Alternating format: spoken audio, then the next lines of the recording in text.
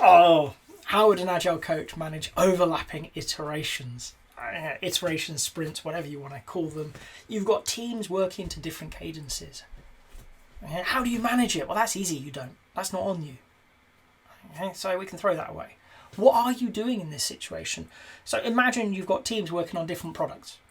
They've come up with, maybe you've got a team working a 3-week cadence and a 2-week cadence. You're probably throwing a Kanban team who threw cadences out the window a few months ago because it wasn't working for them. What are you doing in this situation? Well, if they are truly working on different products, look at them individually.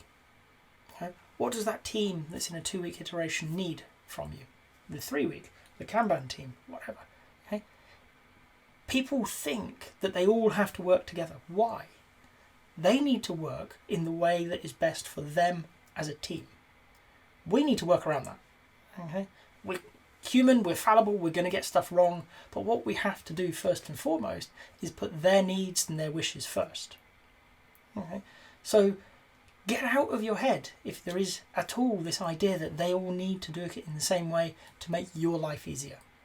Because then you're really optimizing for you, which is the antithesis of what we do. We don't optimize for any individual, no matter where they sit in an organization. We are there to create an environment where product development can happen effectively. Okay? So efficiency is going to take a back seat here, particularly ours. You're going to get some pains. Okay? Because a 2-week and a 3-week sprint, occasionally they're going to overlap and you're going to have to make judgment calls. Say they're both doing Scrum. Whose review do I go to? Whose retrospective do I go to? Whose planning do I go to? Well, I can't tell you which one to go to because I don't know the teams that you're looking at. You know those teams. So you need to work it out. And if you can't do it on your own, and it's perfectly fair to realise that you can't do that, you need to talk to the teams. Who needs the support? Why do they need that support? Can you support them in other ways than being sat in the meeting with them? Okay? So the way that I tend to work it is, people tell me chaotic. I actually think it's quite straightforward. I will talk to the people in those teams. What support do they need in the coming iterations?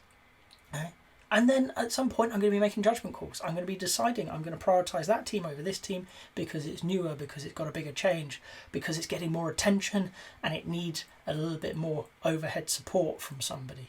But whatever reason, I'm going to be very open and honest. I'm not coming to your planning, I'm coming to their planning because of these reasons. And if you disagree with them, let's have that chat in the room now. Right? Because maybe I don't know everything. It's come up occasionally that I don't believe in. But stuff happens. I don't know it. Okay.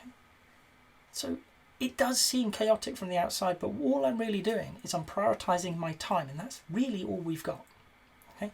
I can work with these teams, and I can work with all of them, and I can work with many, many teams in this approach because they're not all in the same place in their journeys. They don't all need equal attention all of the time. I aim for those teams to have some team level coach with them, some sort of scrum master or whatever, who is giving them their full attention and doing a great job. And then that means that I, as an agile coach, can support that scrum master, support the product owner, support the team when it's needed, directly and indirectly, because I can have regular chats with 1 or 2 members and not the whole team. So it sounds like I'm trying to push the work onto other people. And I'll be honest, I am. I'm lazy. I'm a coach. Okay? I always go back to the mantra of coaches don't do. Other people do. But that doesn't actually make me lazy. What I'm trying to do is make the most effective use of my time. So understanding who needs support and when they need it.